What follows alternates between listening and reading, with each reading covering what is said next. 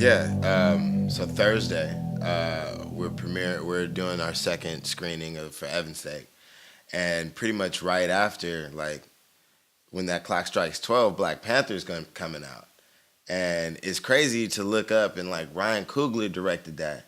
He's like a year older than me, like literally, we're in the same, like hemisphere of like talent pool, and it's humbling, and then it's inspiring to just know that like it kind of all culminates into this one big giant blockbuster that screams us.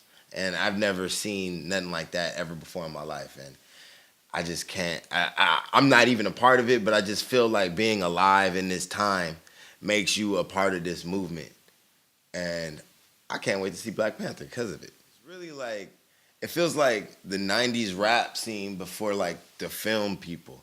I feel like, what I'm saying, like Snoop Dogg is like Issa Rae out here, and like Dr. Dre is like Coogler, and like Ava's out here, being Ice Cube, and we all just like it's like a renaissance that has always been birthed in LA because we're just a hub of creativity, and we're like exposing a new form of art to the world, and man, this might be the most lucrative of all of them.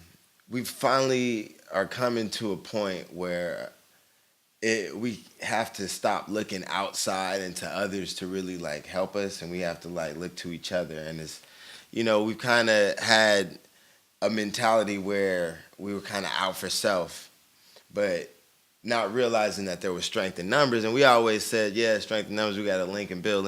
But like, if you actually do it and you actually like build something, they going to come. And we're realizing that they going to come regardless of what we build. So if we put some of our best and brightest together and build something that's amazing, they going to come in droves. And that's kind of what's being rediscovered right now. And that's how you see, Issa talks about networking across. And now you network across at the highest levels, and there's still people like us there. And it just makes all for more authentic pieces that, reflect our society, man. It's great. Music-wise, I've been listening to a lot of Kendrick, a lot of Drake, a lot of Buddy. Shout out to my man Buddy from Compton. I've been listening to Brockhampton, a lot of like alternative rap and like stuff where people are like jaded and basically over it and like self-aware.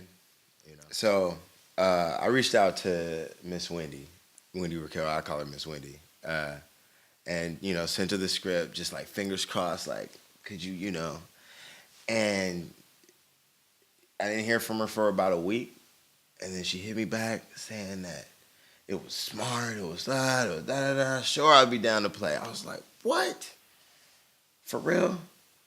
Like, and then you mentioned something about being on the billboard, and like I've been knowing this lady since I was a wee tot, and she's seen like every level that I've kind of been at, and for her to like come on board on this project, it just really meant the world. It gave us some validity and like gave me some confidence, kind of made me feel like I knew what I was doing.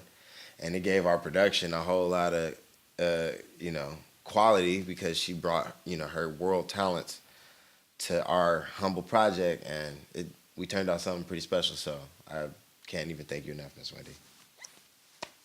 And we're going to close. Give your mama a shout out. Ooh, Mama, I love you. Yo, she did the production design. She designed the poster. She was in my ear during the writing process, trying to get her credits in. She helped with some of the casting. She was doing crafty. She's a gangster. Like, I love you. You the best. We was fighting, and that fight brought out the best in me. And I ain't gonna stop. And thank you.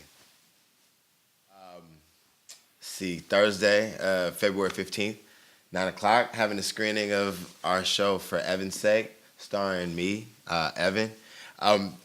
people laughed in the first one. If you haven't seen it and they didn't tell you about it, you might laugh. That's pretty much all I can, like, I don't know. If you laugh, you'll enjoy yourself.